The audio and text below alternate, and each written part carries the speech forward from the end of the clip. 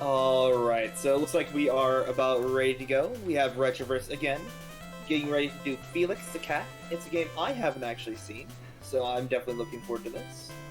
But, without any further ado, let's go ahead and get started. Awesome. All right. Thank you very much for that. Good luck. So this is Felix the Cat. We'll go ahead and get started, and I'll start talking a bit more about it. So 3, 2, 1, go. So Felix the Cat, the Game Boy version, is actually kind of a port of the NES game, but much shorter. Also much laggier. We're going to experience a lot of lag, and one of the key things we're going to do to try to make this speed run faster is try to eliminate as many enemies from the screen as we can to keep the game running fast. This game is actually something I'll note at the beginning here. This game is a great game to get started on if you are interested in speedrunning and you don't really know where to start. This game would be really good because it's not super difficult, but there's definitely a lot of tight tricks and stuff you can learn that would kind of, I guess, help develop your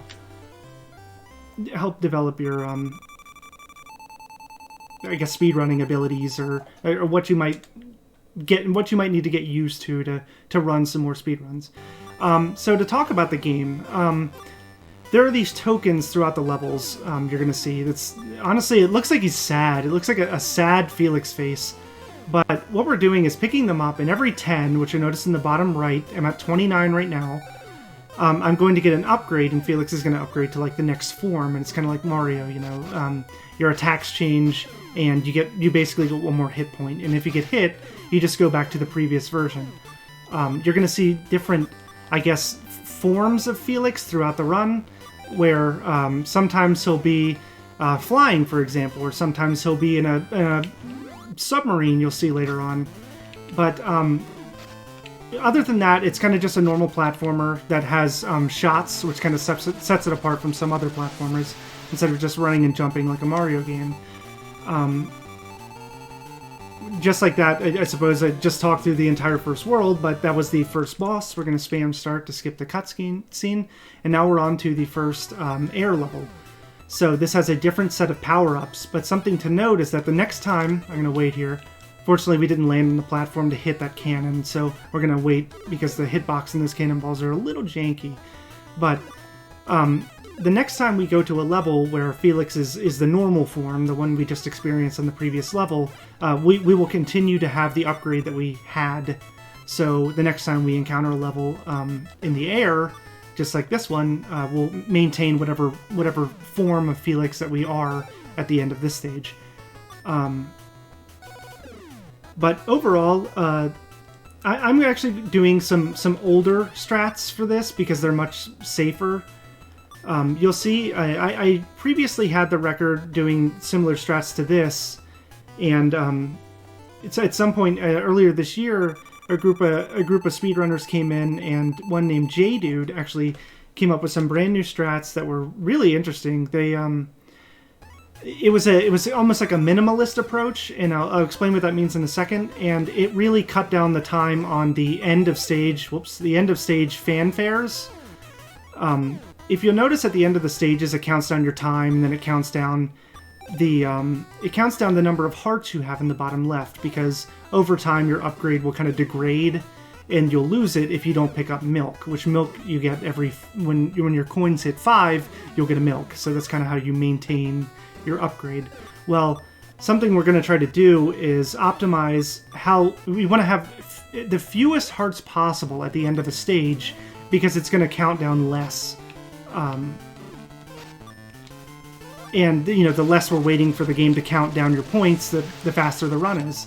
So what I meant earlier when I said minimalist, as opposed to what I'm doing now, where I'm kind of just powering through it with the biggest upgrade possible, we're going to try to end each level as the bottom level of Felix, like the most basic form of Felix, because something you might notice, maybe when we go into one of the future levels where we're a different form of Felix, is that if you are the bottom level of Felix, there are no hearts at all. So if you finish the level, it doesn't even count them down. It's going to be the fastest way to get out of a level. However, the way I'm doing it right now, it's a lot safer. We have our upgrades, we have our multiple hit points, and yeah, doing it the other way is what I would be doing in a PB attempt. but it's not quite marathon safe because if your coin count gets off, the run can really deviate from the plan. Anyway, so what we're doing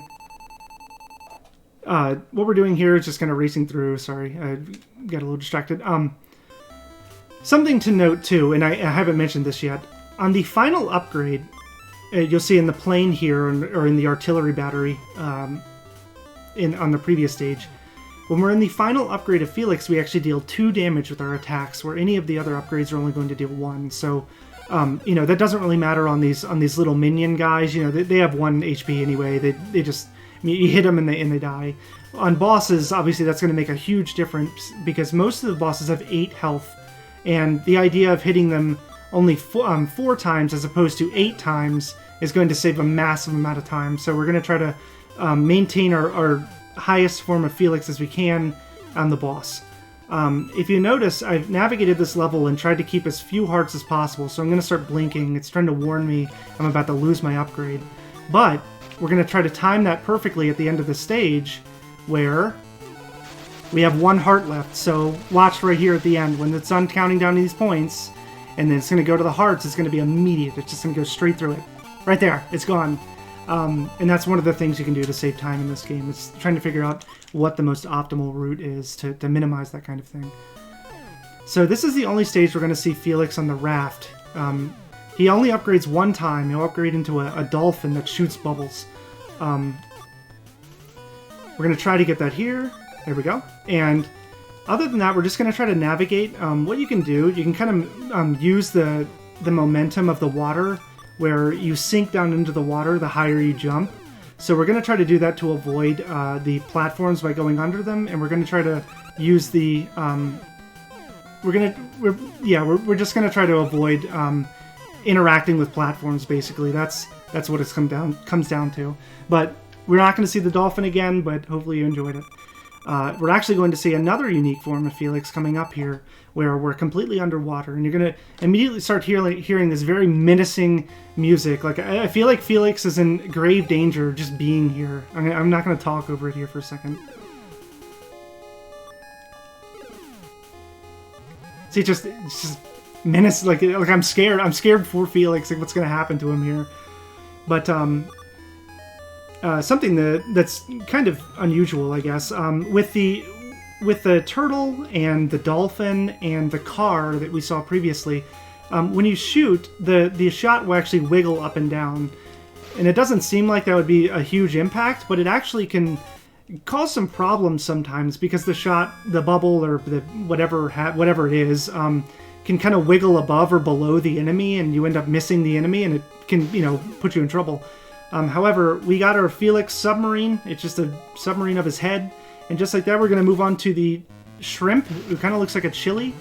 And this is going to look very reminiscent of the boss we just fought in the plane.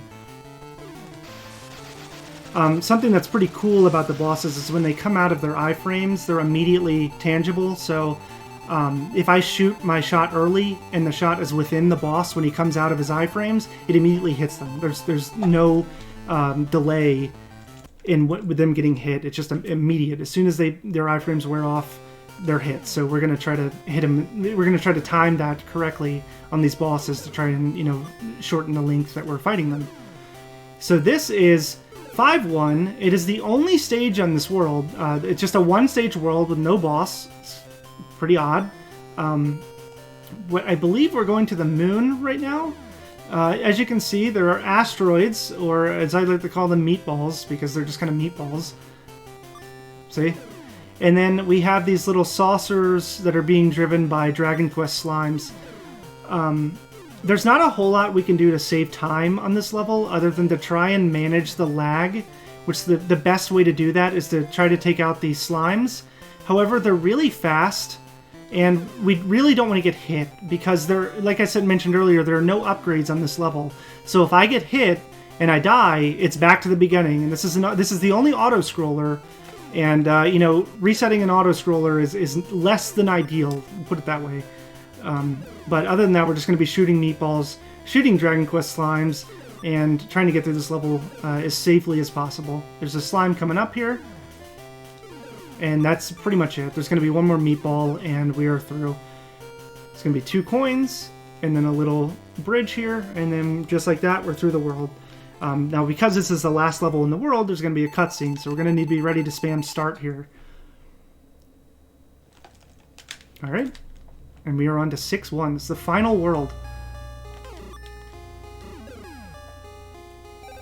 Fortunately, that's like a 50-50 of whether or not you get hit by it. We get to maintain our iframes if we get hit through the second one, so it's not so bad. We got our upgrade immediately back. It's no big deal. Gonna avoid that. We're gonna do a quick jump here. Unfortunately, we can't go under that one. There's no way to get under it. We'll get hit. Oh, no, okay. This one coming up is a 50-50, but it's not a big deal because there is a final coin here to get our last upgrade. Just like that, through 6-1. And now we're on to the final boss, where I'm going to show you the one and only known glitch in this game, and it is insane. Alright, let's make it to that point first. So we're going to, again, try to minimize the lag by taking out as many enemies as we can on the screen. Fortunately, a little slow there with the bat. We're going to try to hit this face on the wall. We hit him. It's actually pretty important because it makes that jump I just did a little more risky. But here we go. Here we go. Ready? And jump. Oh, did you see that clip? That was insane, right? Oh, no. Don't look. Don't look. But that was the only glitch known in this game. Unfortunately, we took the L immediately afterwards, but no big deal. We're just going to get our upgrades back, level up Felix, and we're going to get through to the end of this. But I think what it is I just really want to show you the glitch a second time because it's just that nuts.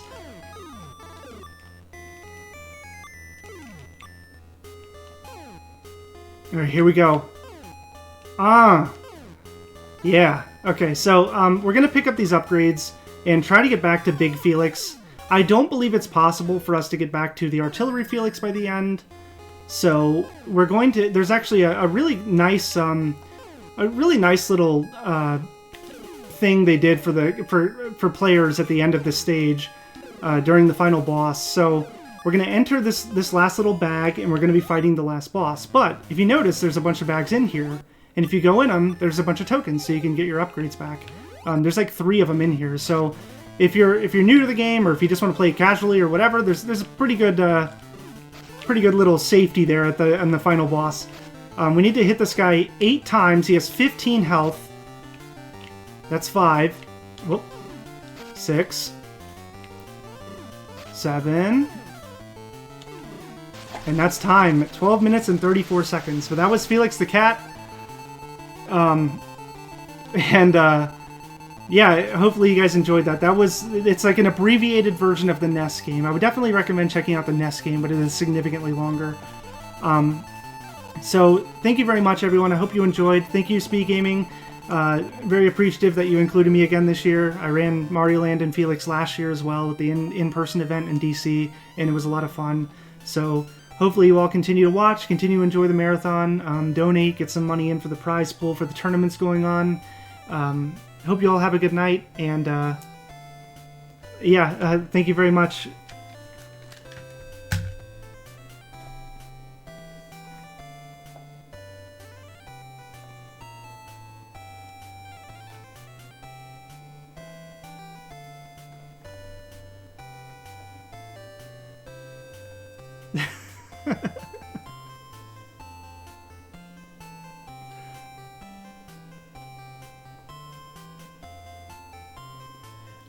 Oh, Psychonaut asks, how did I decide to start running this game? Honestly, a speedrunner that I really enjoy watching, Author Blues, had the record in it, and I saw, and I was like, oh, that looks kind of fun. And there's a cat.